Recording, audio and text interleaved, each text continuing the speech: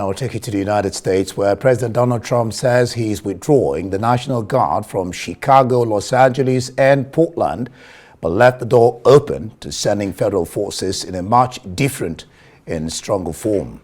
His announcement on Truth Social comes after the U.S. Supreme Court last week rejected his request to allow him to deploy the Guard to Chicago to protect ICE agents as part of the administration's ongoing immigration crackdown. He suggests the possibility of future deployments. Meanwhile, Zohran Mamdani was sworn in as New York City's mayor in the first minutes of the new year on Thursday at the historic City Hall subway station, with his wife, Rama Duwaji, standing by his side. Mamdani, a democratic socialist who was elected last November, was a trailblazing candidate and is expected by many in the city of 8 million, some with hope, some with trepidation, to be a disruptive mayor.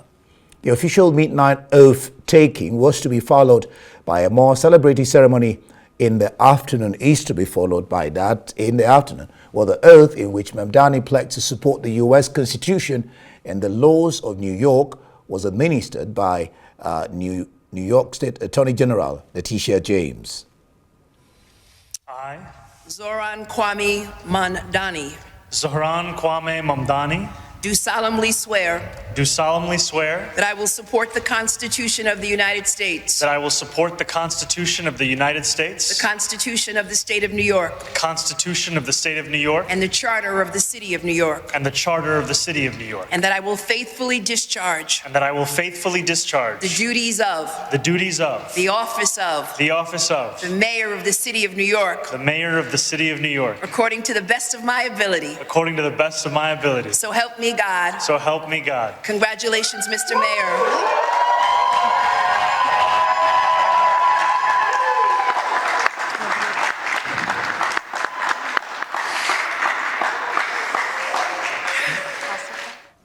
The first democratic socialist, 34 years old, South Asia mayor in New York City. Well, and to discuss this further, I have joining me live from New Jersey, Arise special correspondent James Blue. James, glad to have you join me.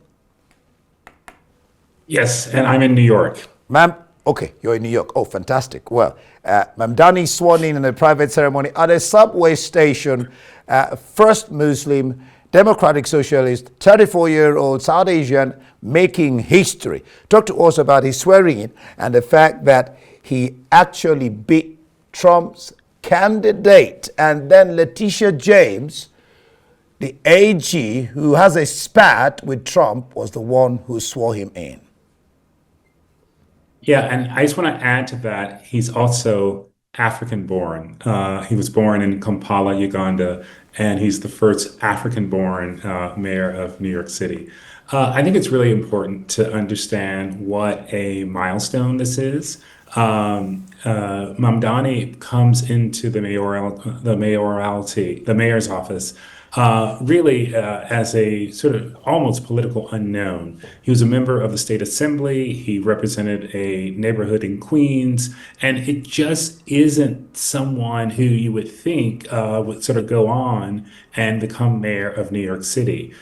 In the first sort of poll that he was in, I think he registered about 1%. But what he did was run a campaign that specifically targeted young people. It targeted people who had not really been the focus of previous campaigns. And he had a very, very simple agenda.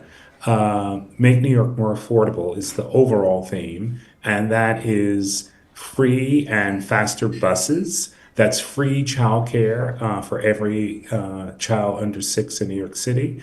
And it is a freeze on rents for about 1 million rent-controlled apartments, and that real agenda really resonated. So he was inaugurated and sworn in actually by Letitia James. She's the New York State Attorney General. To date, she's the only sort of prosecutor who has won cases against President Trump. His wife held Qurans that were, I think he held a family Quran, and there was a Quran by Arturo Schomburg, who is the donor who has given New York City the Schomburg collection, which is one of the largest collections of African American history. Schomburg was a Puerto Rican black person who made his fortune here in New York City. So it was a real day of historic firsts, or night of historic firsts, since it happened just after midnight. And that scene where they are is in City Hall. That was the first actual station for a New York City subway train to actually leave from. And that's really important because transportation is at the heart of Mamdani's agenda. Now, And right after this swearing in, the James, first appointment, the first official duty that he did as mayor was to appoint his head of the New York City Transportation Department. Again, that is real indicator of how important getting the city moving, getting the city more affordable is to the newly sworn in mayor. Yeah, you've well led up to certain questions I have here. One is the messaging, the meaning and messaging behind using this location. But before you answer that, you raised the issue of transit. He touted the importance of transit, healthcare, etc. With a huge capital outlay, billions of dollars, how feasible and can he pull off these campaign promises? What will be his great obstacle to pulling these off if he succeeds in pulling them off? Well, one of the things that he's smartly done is said that he wants to pull all of these things off within the context of his 2 terms as mayor. So he's not saying it's going to be next year. He's not going to say it's going to be 2 years.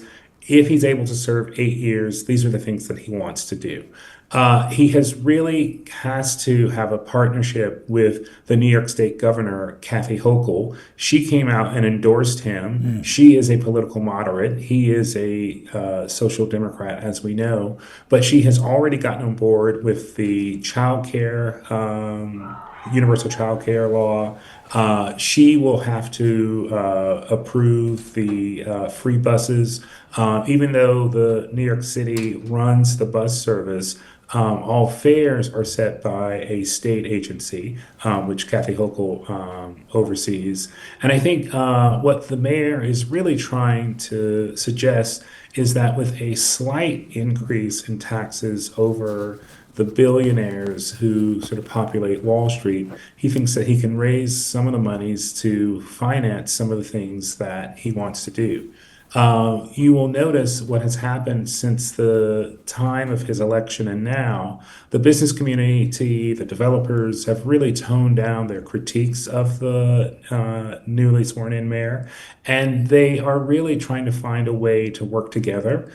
He has had an ambassador to the business community, a former partner at McKinsey and Company, and I've learned that there is some warming to what the mayor is trying to do, and part of that warming is his idea that in order to get the affordability that he wants, that there may need to be more construction, more houses built in New York City, more apartments built. And I think that is an indicator that he really wants to find a way to make these relationships workable. Yes, there is a large potential bill for all of this, but at this point, it seems like a lot of the people involved, both the governor, the business community, are willing and open to hearing his ideas and just trying to figure out how can we make this work.